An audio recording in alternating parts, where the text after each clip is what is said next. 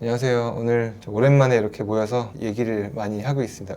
방금 한 얘기는 조금 이제 힘든 얘기였는데 의사의 단점에 대해서 또 약간 그런 얘기들 했는데, 자, 분위기를 좀 바꿔서 어제 제가 이제 게시물을 올렸어요. 그래서 오늘 촬영을 예고를 드리고 궁금한 점이 있으면 좀 답변을 드리겠다 했는데, 감사하게도 구독자분 한 분이 이렇게 그 답변을 주셨습니다. 그래서 처음이죠? 우리 닥터스쿨 게시물을 통해서 이렇게 사연을 받는 건 처음이죠? 영광입니다. 사실 저희 구독자가 벌써 1,200명을 넘었어요. 와. 아주 정말 우리가 힘든 시기를 지났는데 네.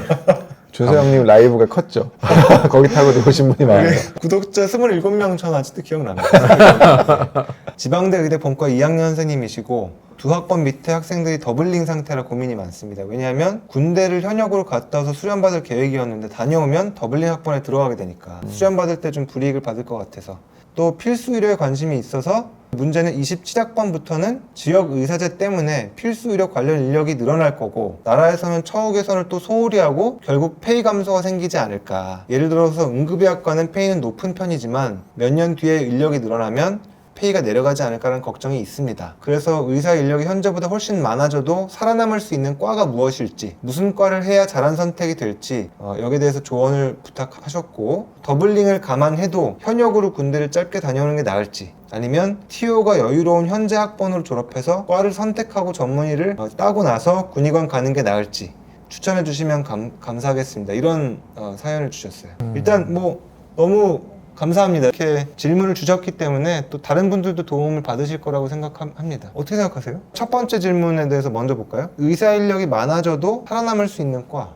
어떤 과일까요? 저의 개인적인 생각은 항상 얘기했지만 뇌외산소, 기피과. 정말 돌 맞을 얘기지만 저번에 욕 엄청 먹었죠, 한번? 근데 아직도 저는 그렇게 생각합니다. 기피과. 왜냐하면 수요와 공급. 예를 들어서 삼전 하이닉스를 아무도 안 산다고 해서 자동으로 올라가진 않잖아. 근데 내외산소는 어느 정도 이상의 수요와 공급의 불균형이 생기면 어쩔 수 없이 나는 몸값이 올라갈 수밖에 없다고 생각해. 그리고 우리가 지금 눈에 목도하고 있는 이 상황은 100% 그 불균형이 아주 심각해질 거고, 지금 이미 심하잖아. 나는 사실 개인적으로도 그 불균형의 수혜를 보고 있는 사람이고, 근데 나는 벌써 수혜를 보고 있는데 지금도 아무도 안 하잖아. 그러니까 눈에 보이고 있는 이득이 있음에도 불구하고, 그러니까 10년 뒤에는 진짜 심각할 거야. 앞배 수술 자체를 받기가 쉽지 않을 거야. 저도 그렇게 생각하고요. 인터벤션 펠로우가 원래 없는 게 전통인데 제대로 계속 없었거든요. 1년에 1명, 이번엔 4명이 지원을 했어요. 4명. 유망하죠. 그거는 그 유망해요, 친구들이 레디올로지는. 똑똑한 거지. 그래서 레디올로지가 아니라 인터벤션 레디올로지인 거죠. 이때까지 버림받았던, 천대받았던 그런 과들이 언젠가 이렇게 부활할 날이 오리라.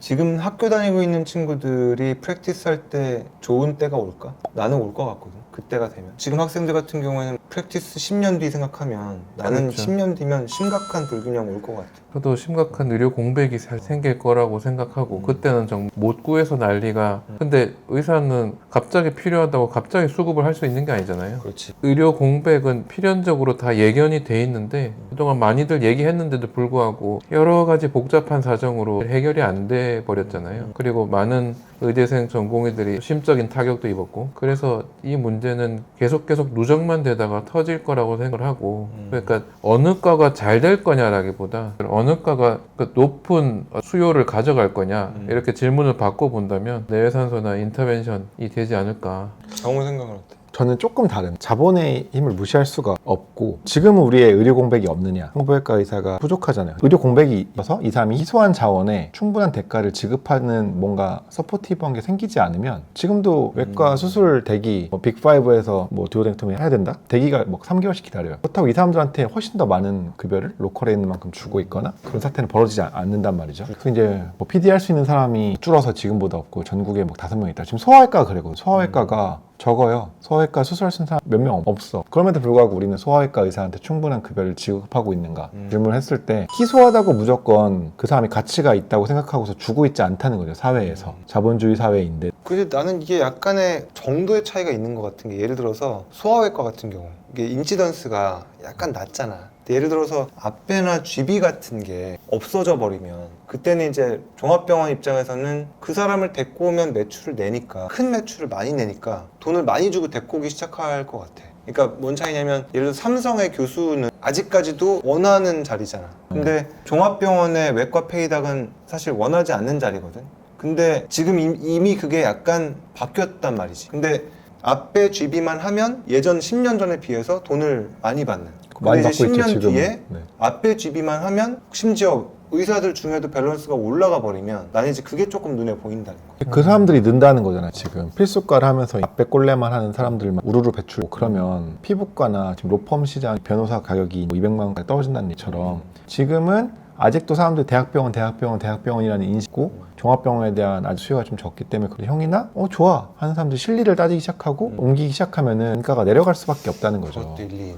그래서 페이닥이 그쪽으로 몰리면 희소한 게 아닌 게 돼버릴 수 있다. 다만 그 페이닥보다는 종합병원 트레이닝을 좀 제대로 받고 나와서 하는 지금의 형 같은 중견이가 더 잘하긴 할 테니까 그러면은 어떤 상황이 벌어지냐. 대학병원에서는 트레이닝만 받고 로컬로 나간 애들이 많이 거고 대학병원에서 교수할 TU가 없기 때문에 경험이 많은 중견 오히려 거꾸로 로컬에서 병원으로 옮길 수도 있는. 그럴 수 있겠네. 저는 그래서 지금은 로컬로 약간 움직이는 무게추가 같다고 생각해서 지금 대장문외과 같은 친구들도 로컬에 나간 이유가 로컬에 나가서도 충분한 케이스를 쌓을 수 있고 캔서도 많이 하고 거기다가 지금 대학병원에 대고 나쁘니까 로컬로 옮겼다가 나중에 대학병원 교수 자리가 났을 때 갈 수 있을 만한 실력을 가진 애들이 지금은 양산이 되기 어려운 시스템이니까 그리고 대학병원에서도 즉시 전력감을 원하기 때문에 그런 경우에는 거꾸로 오는 경우도 많고 실제로 서울에 있을 때도 로컬에서 경력을 쌓고 충분히 돈도 많이 버시고 젊을 때 대학병원 교수 자리 나니까 그때 옮기시는 분도 계셨단 말이죠. 저는 오히려 그게 의사의 러닝커브를 쌓고 돈도 경제적으로 쌓고 정말로 이제 공부나 학술적인 것만 딱 필요할 때 넘어가는 것도 나쁘지 않다고 생각을 해서 지금은 그 과도기라고 저는 생각을 해요. 지금은 로컬 대우가 더 좋으니까 갔다가 대학병원 교수가 하고 싶은 사람 손들어도 요새 전임 교수 TU 줘도 안 한다고 하잖아요. 지금은 대우가 그렇지만 수호해지면 이쪽이 많아지게 된 대로 대학병원 교수를 거꾸로 가는 사람도 생길 거다. 거시적으로 전체 공급면에서 필수과를